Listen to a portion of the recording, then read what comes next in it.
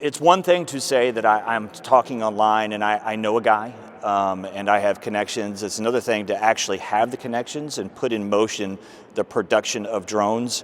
If it wasn't for the intervention of law enforcement, I do believe they could have carried out maybe not the plans that they had ultimately hoped to achieve, but certainly they could have caused a mass casualty event at the White House. 21-year-old William Lee Faulkner of Mason County is now accused of being part of an attack plan targeting the White House during a UFC event held for President Donald Trump's 80th birthday. He's now charged in federal court with conspiracy to commit murder. Court documents say the alleged scheme involved drones carrying explosives to force an evacuation, followed by armed attackers moving in as people fled, including so-called high-value targets. The FBI says the group discussed targeting billionaires and members of Congress, and they say the plan was stopped after a suspect's mother in Ohio contacted the FBI. The FBI also says this was part of a much broader attack plot, a conspiracy they say spanned multiple states and jurisdictions. But investigators say it was the UFC event that ultimately moved the case into action and triggered law enforcement's response. He was taken into custody Friday morning, just hours before the FIFA World Cup match in Seattle. He asked a judge if he could be released to care for his grandmother, but that request was denied. He could spend the rest of his life in prison if convicted.